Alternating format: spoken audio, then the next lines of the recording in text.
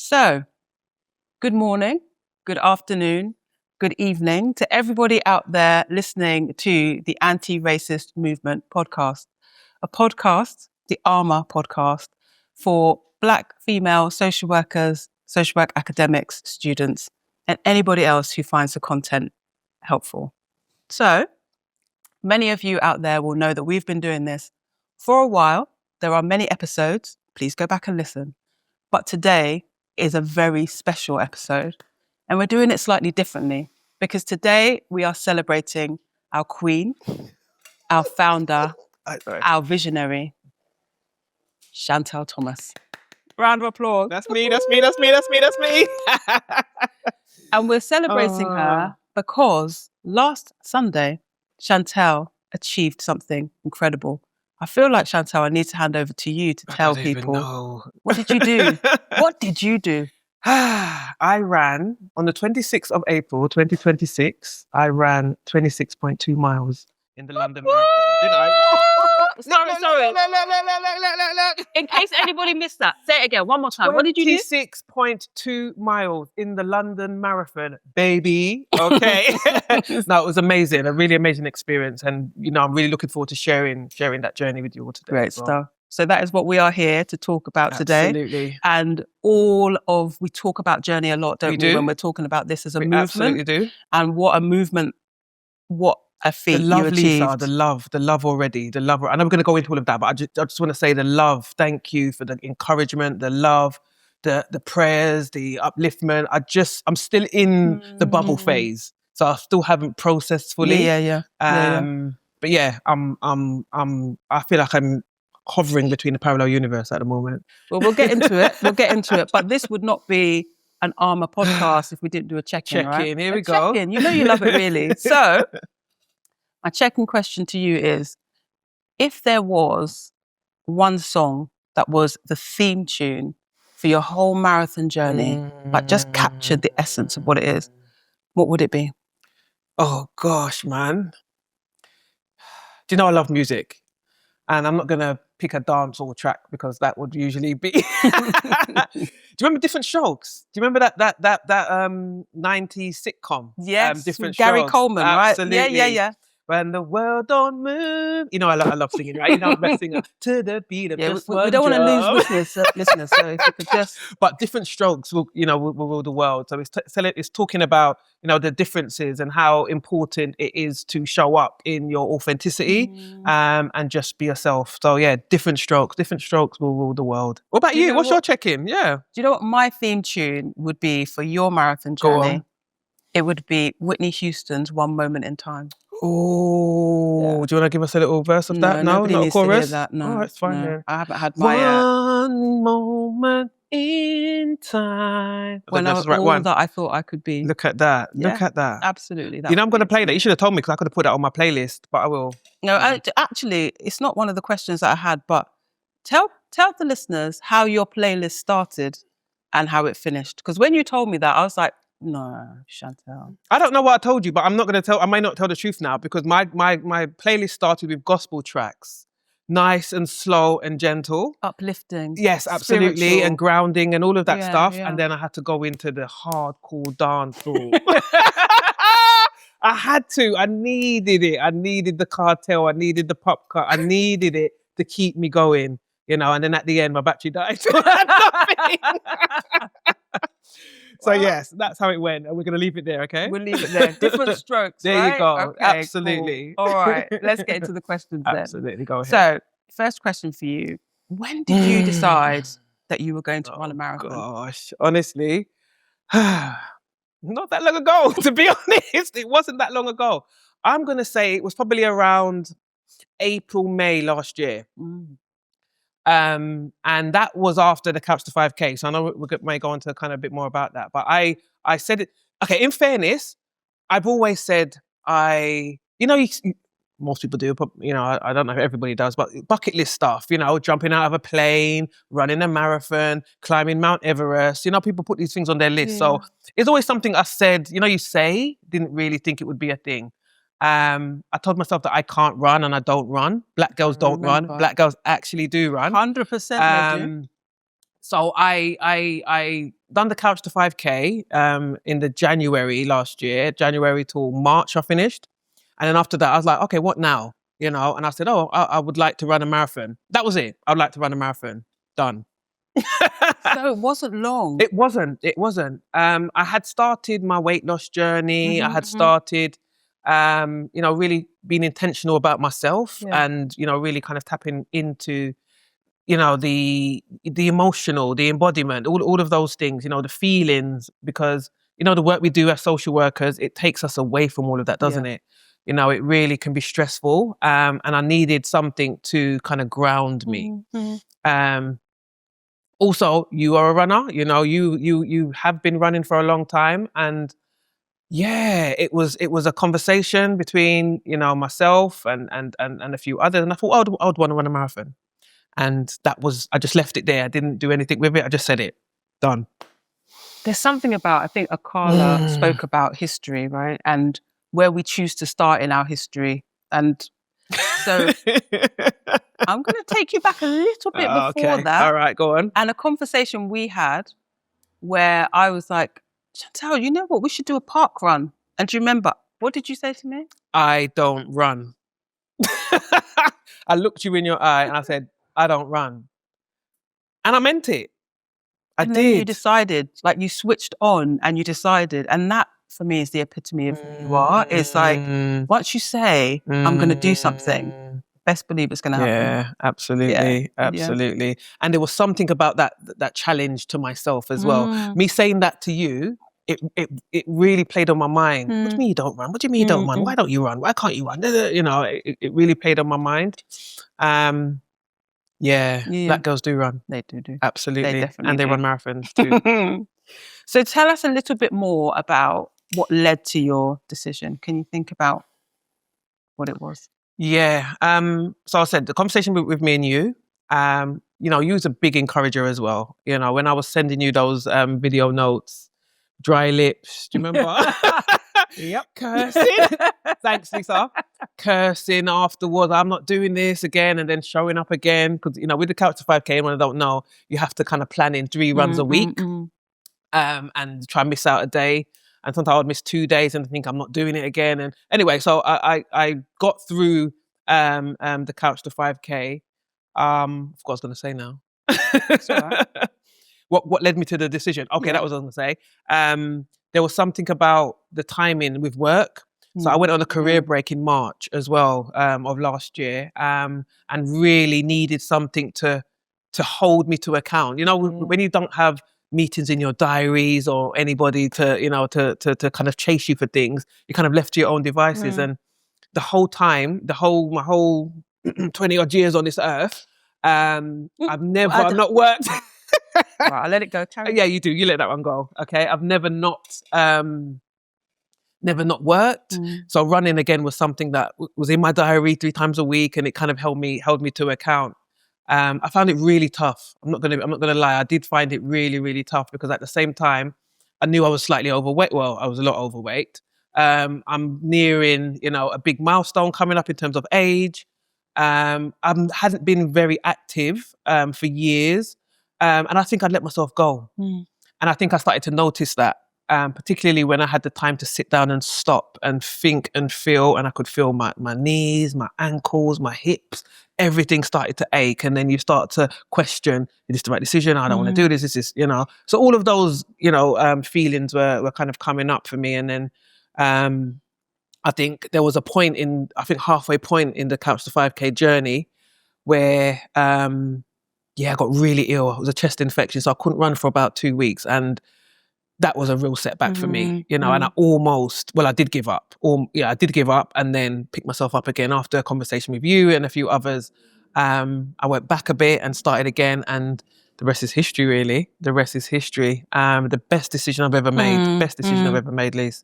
Honestly, really, really important. But it sounds like there was something in that time to just slow down. Like to stop. And I know you've reflected on it as you needed something almost to fill a space, but the creation of the space enabled you to focus on you. It did. And we talk a lot about like rest is resistance. Absolutely, right? Absolutely. I forgot to mention that actually. Remember, we did that. That was one of our book club books, our first book club books in ARM. And that again led the book's Rest is Resistance is Trisha Hershey. She's a Nat minister. If you check her out, honestly, amazing book for anybody who really needs to, reprogram the mind. They tell us about capitalism and, and about how, Black women's bodies have been used and abused, and we continually perpetuate those lies that people tell us about our sense of worth. And resting isn't, a luxury. It's an absolute necessity. And taking control of our own bodies and our own destinies is so, so important. That again was part of my rationale for my career break, which then went to the running, which then, so it all kind of stacked up.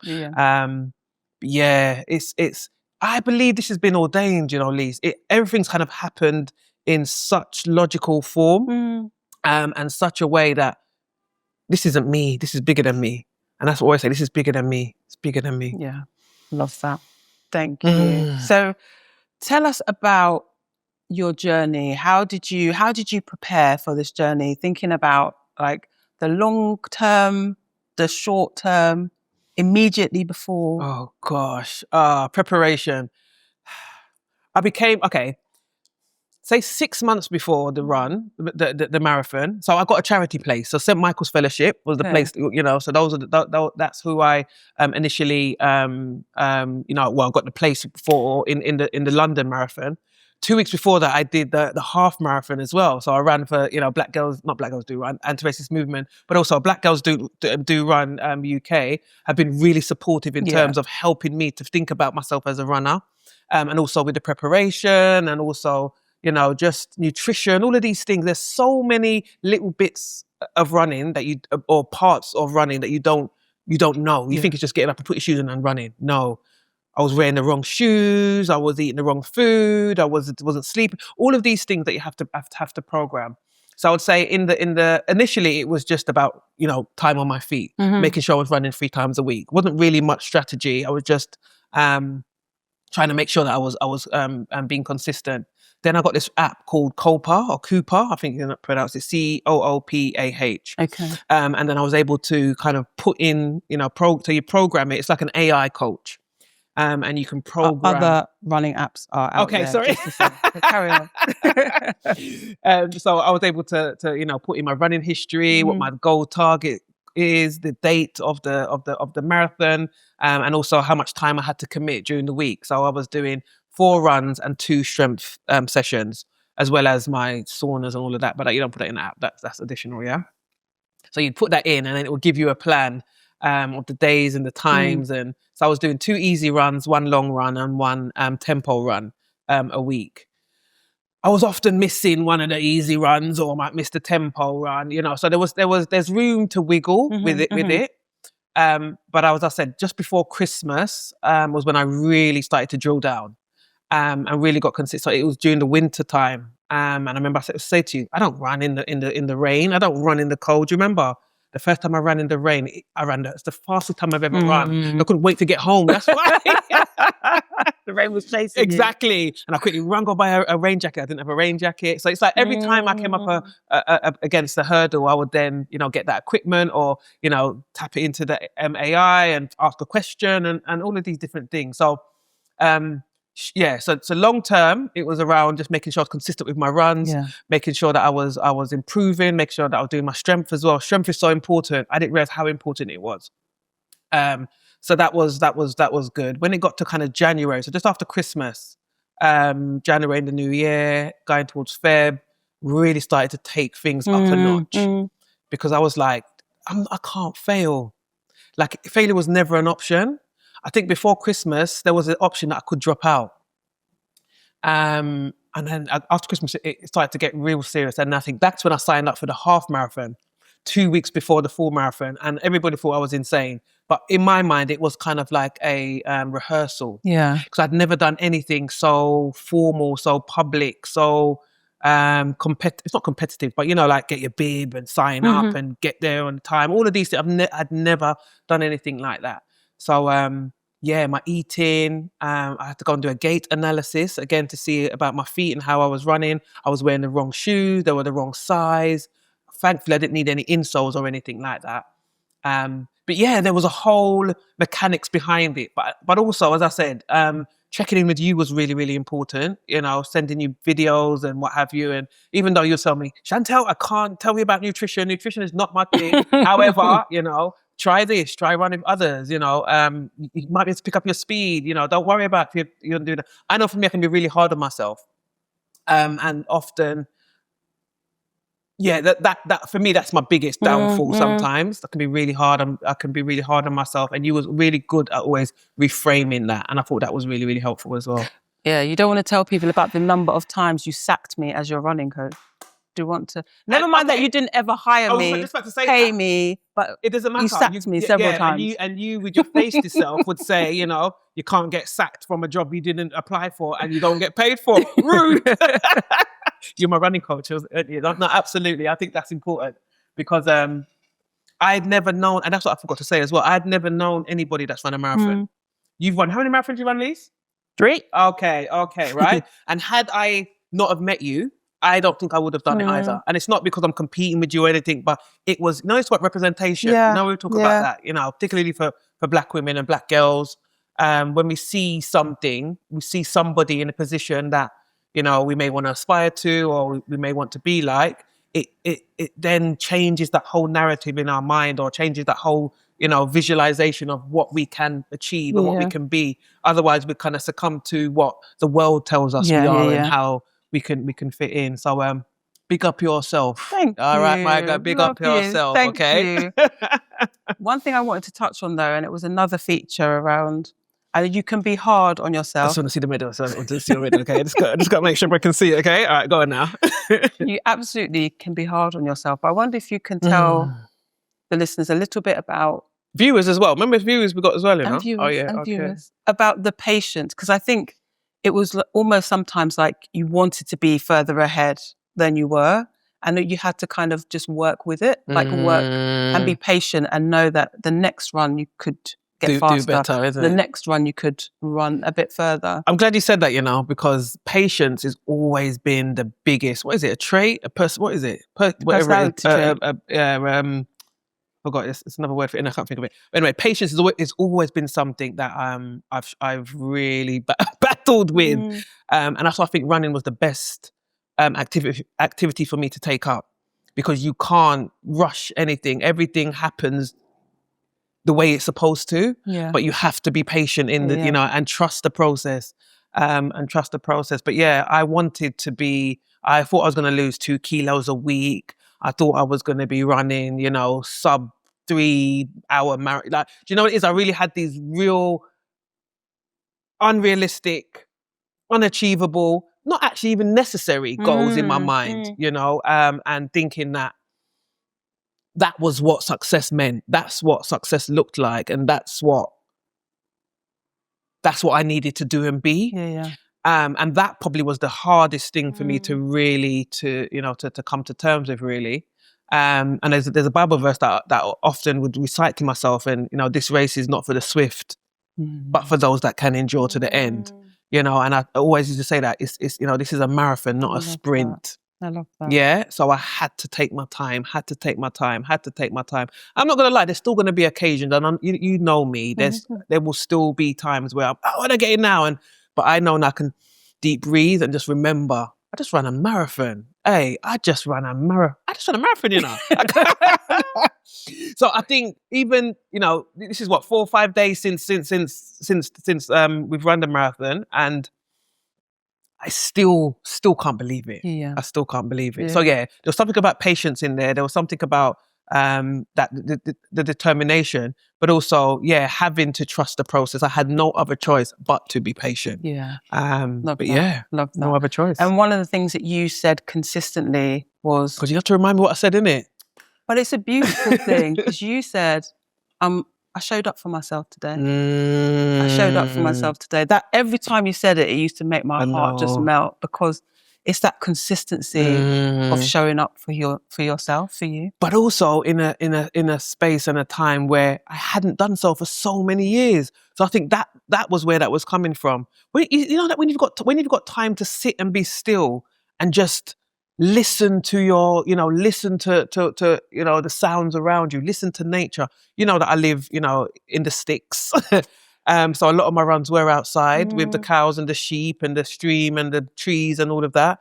And there was something beautiful in that because all I could hear, okay, apart from the dancehall music and gospel too, um, was just the inner, the spirit, the inner me, and just being able to listen to it, but listen to it consistently, but also use what it's teaching me to make myself better, make me more in tune, make me more in touch, make me more, to grow and develop in the way that I'd never been able to do in my whole 20 odd years on the earth, Don't keep lying. See, even that's that's a I'm gonna sign, call right? out the lie. Okay, Ah. all right. Let's move on. Let's turn to race day, the big day. Okay. 26/4/26. What was or were your standout moments? Oh God. Standout moments. Oh my, when I saw my people. All right, let me go right to the end. And crossing the finish line was a standout moment. Of course it was. But there was a mile, I think it was between mile 24 and 25.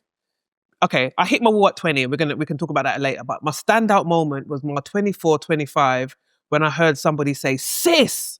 And I ignored it because people were calling you. And I looked around and I saw my two brothers and my two daughters. That, Chanel, you here? That was really powerful. Because I was prepared to go home. Like my legs were killing me. I had seen you, so I remember I saw you at mile 17. That was beautiful as well. I saw some other friends at mile 19. That was beautiful. But I wasn't expecting to see them. So I think that's what it was as well. I wasn't expecting it. And I needed, so it was the hardest thing I've ever done. It really was, Lisa. Like I'm just thinking about it, it was really, really, really hard. And just seeing them, and like my brother held one hand, my daughter held my back, my other one pushed me along. It was like literally they carried me. They carried me for a mile and a bit until they weren't allowed to go any further, and I had to do the rest on my own. So that for me was a standout. Was a standout moment. Yeah, Can you remember absolutely. what was going through your mind at that time? I remember that my music was finished, so my battery was dead. That's what I remember. I remember thinking, how am I going to do this? How am I going to get through? There's nothing left in the tank. What I was remembering was, thinking about a car, and I don't know about you, but I used to drive my car on like just drain out the The flashing lights. That's where I was. I was on super, super E. Like I was done. My legs felt like lead. My knee, I couldn't, I was wounded. I was wounded. I was wounded. I didn't realize how hard that would be. And I think from mile 20, every mile felt like 60,000 million miles. It really was tough. And as I said before that, mile 7, I knew I was senior at mile 17. So I was able to plan for that. I knew other people were coming at some point. So I kind of had that in mind. But I didn't know the girls and my brother were coming right at the end there. I didn't know that. And I think that was why that was so beautiful. I literally nearly dropped to my knees and brother to hold me up. It was beautiful. It was really, really beautiful in that moment. I must have prayed or something. I don't know. When you just think, God, show me a sign that I'm meant to do this or whatever, something. And I just remember just hearing somebody call my name, or they said, "Sis," but didn't pay any mind and then looked around. Beautiful, man. That was a standout moment for me. Stand out, absolutely. And we've spoken about it, haven't we? There's something about it being your family. Yeah. I know with the half marathon, it was your mum and Yeah. your daughters there. Yes. And then this one, it was your brothers and your two daughters. I know. Can you say There a was bit something more about family, isn't there? There is. Mm. And there's actually a video that we could insert here, actually, that my brother made. So that was when they got there and they saw me literally hobbling along, and you can see my face and the smile when I see them. And then them helping me, carrying me along, and then them leaving me. And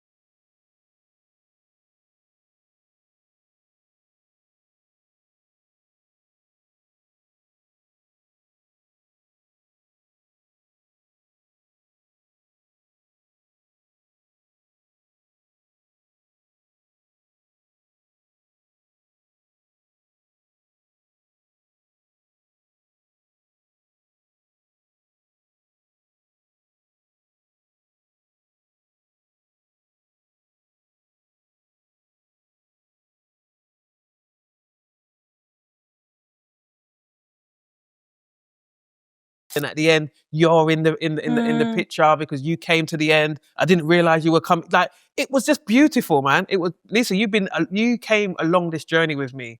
Like, you have been by my side. Whether, you know, I don't know if I can thank you enough. I don't know if I can thank you enough. And that's not what this podcast is no, about. it's not. But, you know, giving you your flowers now. I'm not waiting until, you know, something happens to you. See your flowers there? What's happening? Nothing's happening to me. Don't be saying that. Okay, sorry.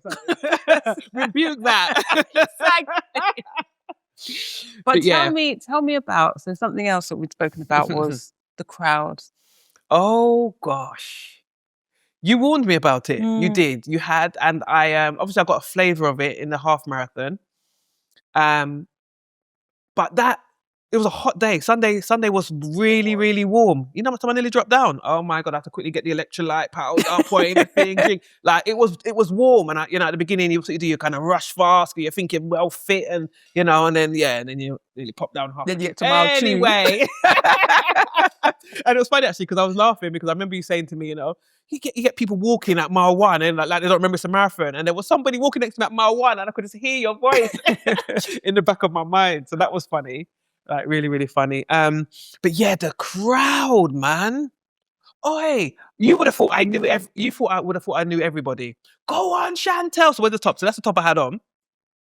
And I'm glad, I don't know if it was you or somebody, it probably was you actually, said, make sure you put your name on your top. Make sure you put your name on your top. Make sure you put your name on your top. Because the crowd, you want to see me? Thank you.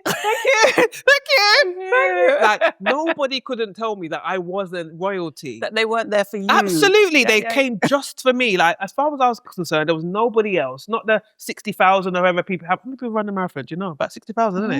I know it was a world record this year. I know it was a world record this year in terms of the number of people that finished, the number of people that entered, and obviously the sub 2s. You know, one of the Kenyans got a sub 2, which was amazing. 2 of them. Imagine, sorry to distract, but imagine you run it sub 2 and you don't win. I know.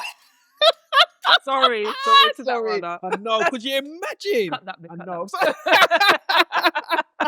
No, I know, innit? Anyway. So yes, the crowd, and as I said, I was running through Bermondsey, Cutty Sark, Greenwich, come back into central London, like the streets were lined. Close my eyes now, I can visualize it. Pubs, there were people with their sound system out there. There were kids, there was old elderly people, there were people in wheelchairs. Like, everybody and their mama came out. Yeah, everybody came out. And as I said, the little kids, I would slap their hands. I just had to give out some pieces of fruit and stuff. I'm like, no, thank you, I'm fine. I took some of the sweets though. I did take some of the sweets, but no, the crowd, it beautiful. Yeah. And I'll tell you what it's done for me as well. It's given me a newfound love for marathons or for running in general. Like, cause I've never even ever been to be a spectator or anything else. But every year I would do that, even if I don't run, because I would run again. Anyway, another story for another day. But I would definitely come out and support because they carried me. Yeah. They carried me. Yeah. They carried me. As well as the voice notes that I had. I could come to that in a minute. But yeah, it was the crowd. The crowd is second to none. Big up the crowd, the marathons. What do you call them? Spectators. Yeah. The spectators, the cheer squad. That's the word cheer squad. I kept hearing. Whether they know you or not, they're absolutely cheering your name and they're clapping it. Go on. Times when you could see my face was push up because my feet were hurting. Chantal, you've got this. Go, girl. I'd be like, okay. You know, and yeah, next level type of encouragement. As I said, first time experiencing that. God, it just, it got me. It did. It choked me. And there is something, isn't there, in a world where, like, we've come to be so divisive, right? And there's one of your many beautiful marathon photos, but there's one where you're running. You've got the Jamaica flag around your neck. My ancestors are with me every step of the way. And then in the background, there's the Union Jack flags. And there was something about, people are often talking about reclaiming, right? But in that moment, it felt not threatening, but victorious. And I just thought it epitomized everything that you'd spoken about, insofar as that, like, everybody, regardless of race, ethnicity, faith, everybody came young, together. old, Everyone was willing you to do this. And it's the best of what we can be. Absolutely. Right? No, and I saw that in full effect for myself in a way that I've never, ever seen before. go and get that curried goat. In my head, I was like, it's actually curry goat, but I will accept that. It's fine, you know. Just Get for that today. curried goat, that jerk chicken. Oh, hilarious. Caribbean queen. It's actually Jamaica, you know. It's not, but anyway, it's fine. We can, you know. But it's the conversations you have with yourself along the way as well. Yeah, 'Cause obviously yeah. I ran it on my own. Yeah. So and that was a beautiful thing, Mm. you know. I don't know if I'd want to do it again by myself, but anyway. But yeah, it was magical, man. Yeah. That's yeah.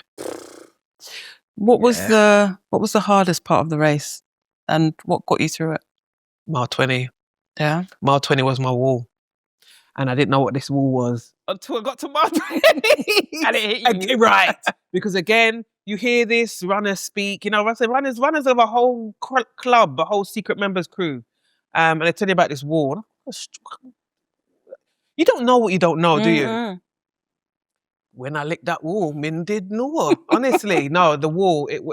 That was the point where. So as I said, you had passed. I think I looked down as well when you said you weren't going to make it, because you said you were going to make it to 25 and then you weren't. So I looked down. You weren't making it to 20 to 25 because the trains were, you know, very, you know, jam and what have you. I didn't know where Deborah, so my soul sisters, where they were going to be. I didn't know which part they were going to be, so I wasn't quite sure if I was going to see them. So it just felt like me against the world now. Yeah. So mile 20, I just broke down, man. I literally had a full-on tantrum. Like literally, and that's when I recorded that voice note. I recorded that voice note, but I think that was the end of it because you didn't get all the runny nose and everything. I tried to keep some of my modesty, you know. Oh, you know. Yes, okay. Darling, I had a bit of modesty there. But no, but yeah. So as you know, I was recording voice notes along the way to post into various groups, just again for people to carry me or to see, you know, for the progress. And I contemplate whether or not I do post that, and that's why you only got the end. I literally would have given up. I wanted to literally jump in an Uber and get to 26 and pick up my medal and go home. I know it doesn't quite work like that. And then I think it was one of the voice notes. So I used a rap called Run with Rally, I think it's called. Run Rally, whatever. Again, other apps are okay. And what it allowed you to do is for, you know, friends and family, loved ones to record a message for you at each mile. And there was something at mile 20. I think it was a Bible verse. Again, you know, and it just said, "Keep on going. We're carrying you along." And I literally felt like, because I know that it wasn't my strength, you know, I felt like something, you know, outer body was carrying me along. I was hobbling, Lisa. I was hobbling. But as I said, the mile between mile 20 and mile 21 felt like forever. It really felt like a long time. I remember looking up and asking somebody, "Where are we? How far are we?" He said 20 and a half. I was like, what? I haven't even got 21 yet. So that was the hardest part. And that was the first time, well, not the first time, but the time when I was seriously felt like quitting. I seriously felt like I couldn't do this.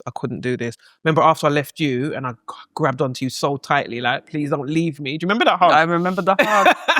And you said to me, "Single figures, sis, single figures," and kind of pushed me like, "Just go, because if you stay with me any longer, you're definitely going to come with me." So that was beautiful to hear as well. Single figures, and then mile 20, man, mile 20. I think you sent, so on the anti-racist movement group chat at mile 21, and you were like, the messages that you got after that, because we felt the pain. Definitely. And you said, you're like, "I just want to get an Uber." You see? Literally, I couldn't, but there was something about this, that digging deep, man. And I remember I kept closing my eyes. Throughout the race, I had my eyes closed for quite a majority of the time, you know. I just remember closing my eyes. Man, you lot carried me, man. You carried me. Metaphorically, physically, hypothetically, all the other pathetically, all them long words I wordsmith. Man. My sisters, tell us what it felt like, that moment when you crossed that finish line. Oh my goodness. My legs couldn't stop. It's weird, you know. It's a numb, it's a numb feeling. Mm. So, you build up to the end, and, you kind of anticipate what it's going to feel like, and the euphoria, and I already felt like a winner. Mm. It's really weird. It was a numb feeling. So there wasn't fireworks but there was an overwhelming feeling of accomplishment that I can remember. Triumph. I can remember that. Yeah. I remember that like a heavy exhale. I want to sneeze now. Followed by, I'm thirsty, my legs, I can't move. Where's my bag? Like there's a sense of reality. So after you turn the corner, and you walk, you collect your medal, and then they give you some juice, drinks, and all that, to kind of perk you up and what have you, and then you go and get your bag. So it's like, as you pass through, I had a nice chat with the woman there, and well done, 1% club, all of the beautiful things that they say to you, and I could breathe, and I don't think it really hit me until I got home and I sat in the bath with the magnesium salts. And I was, able to really let go. And I was thinking, oh my God, I've done it. I've done it, And I looked at the medal. Were you in the bath with your Absolutely, medal? I was in the bath with the medal. I slept with the medal. The next morning, I had my night clothes on and I had the medal on. I ordered Tesco because I weren't going shopping, but I needed all this food because they said you're going to want to eat, and I didn't do shopping before. That's one thing I didn't do. And when I opened the door to the delivery man, I had my medal on. Absolutely, I had it on. You know what I mean? And he said to me first, I was like, he's like, oh, you done a medal? I was like, yes, I did. But yeah, there was such a sense of pride. I felt so proud that I'd done it. I inspired so many as well. Yeah. The messages that I got, oh my goodness, family, friends, loved ones, even my godmother, some people that I'd known years and years ago that had seen it on my mum's status that I hadn't been in touch with for a while. My cousins in Jamaica, in America, like the messages were coming far and wide, and I still probably haven't got back to everybody yet. Crossing the finish line, it was like moving over into another version of myself. That's what it felt like. It kind of was metaphoric, hypothetical, whatever. But it was like a crossing over. Next realm, next level. You know, in them computer games where you kind of beat the boss and you're onto the next level. Next level. What's next? Oh, What's I love next? that. I love that. What's next, Lise? Thank you. And tell me about what have been some of your post-race reflections? 5 days after the 26 miles. 26.2. I was about to say to you, don't forget the point 2. Sorry. Oh, because that point 2 was a long point 2. When you bust that corner and you're thinking, not even at the finish line yet. I said, these people take them. Anyway, what next? Honestly, the first 2 days, all I could think about was, when are my legs gonna feel my legs back. Exactly. Because in my living room, I've got like an L-shaped sofa. So what I would do was slide to the end of the sofa, get up to walk round to the kitchen, and then hold on to the side. Diaz was wetting herself when she was, Mum, but I literally couldn't put pressure on my legs. So that was interesting. So it was about that. But I think the magnitude hasn't really settled in yet. I think there has been a lot of, as I said, what's my next goal? You actually really done it, Chantel. Did you really do it, Chantel? Wow, you did really do it, Chantel. Okay then. So if you can do this, what else can you do? You told yourself you couldn't do it, and look what you've done. It's just that internal dialogue. I think is where I'm at the moment still. Yeah. Before I move it externally. Or cool, we're doing it externally now. But I think there's something beautiful about listening to your to the internal dialogue. Because I said I spent so much time listening to everything else other people were telling me, which wasn't overly positive either. Even in terms of me running the half marathon and then the marathon in such a short space of time, probably wasn't the best idea, but it's a Chantel idea. And anybody that knows me knows that that's something actually that I would do. I'm not going to pros and cons and ticket, because you would never do anything if you rely on that. But I was ready. And yeah, if not now, if not me, who? And if not now, when? And I think that's I just do things my way, and I'm just Yeah. trusting that a bit more Yeah, now. yeah. Just do it my way. If it may not look like your way, but it's my way. Different Or the strokes. highway. There you go. Different strokes strokes. to rule the world. Ooh. And what was the most important thing that you learned about yourself?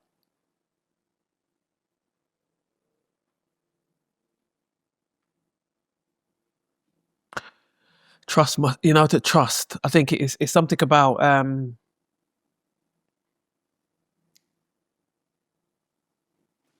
trust in my body.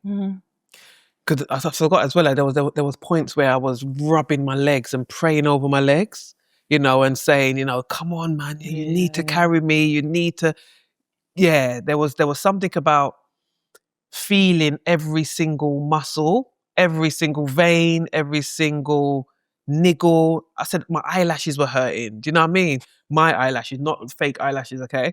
my eyelids, my earlobes. I started to feel pain and started to feel sensations in parts of my body that I had never done before. So there was something, I think, really powerful going on in terms of me being in tune to myself, and to really understand how beautiful our bodies are. Yeah. And if we look after them and take care of them, they will do exactly what we need them to do. So yeah, I think the most important thing that I've learned about myself is just to trust myself. Yeah. Yeah. Trust the process, but also, trust myself.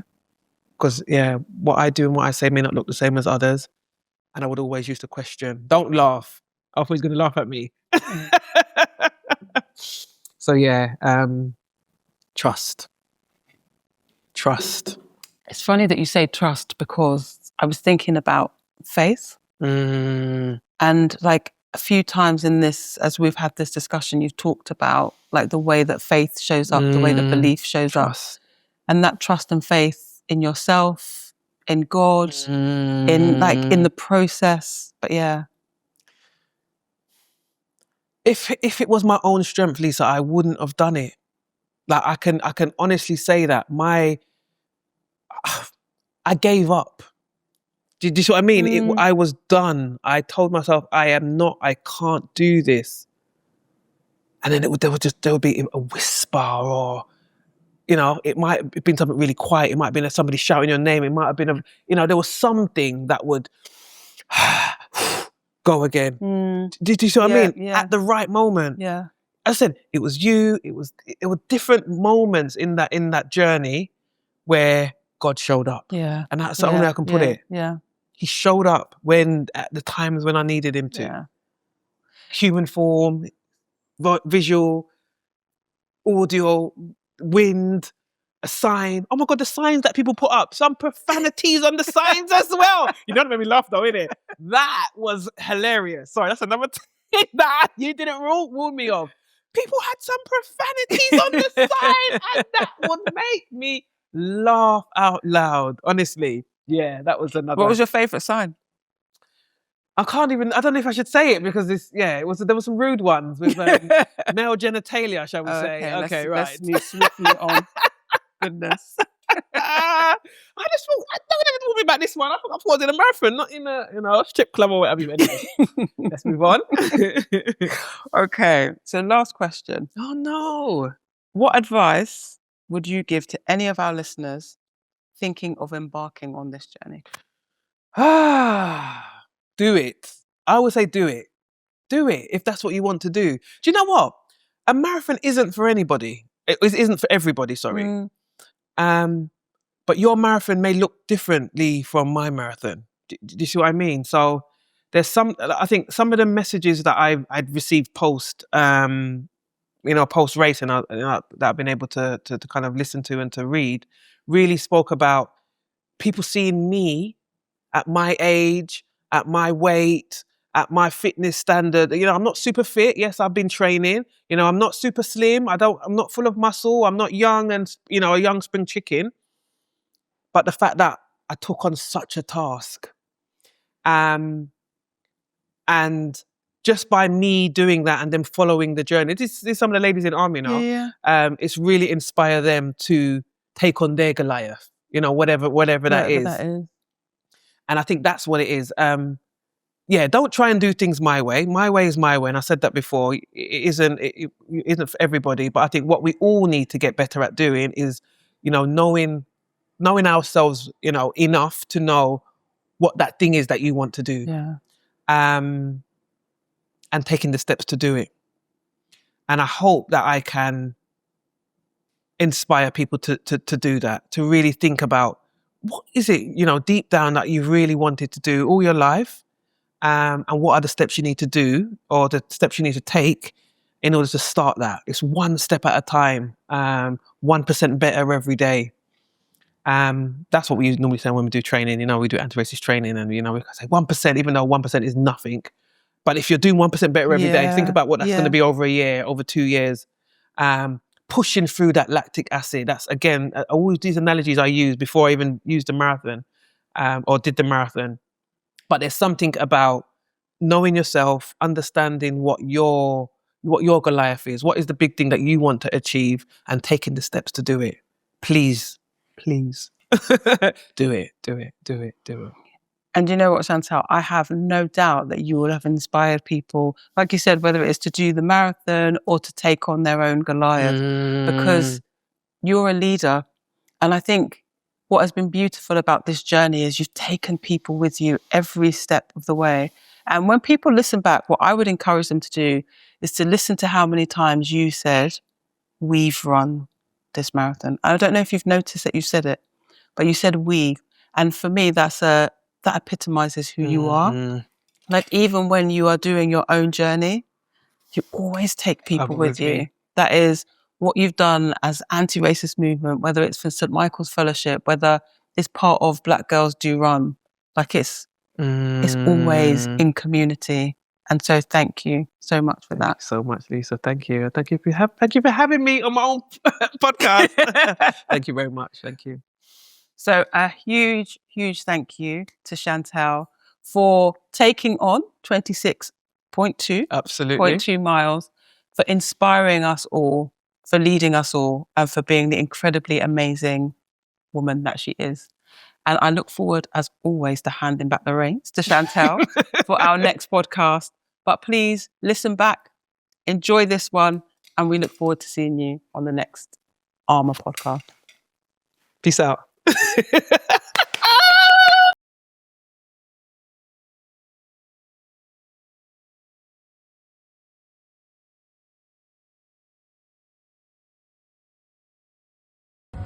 can ride though, right? Man said, this is nice. Woo!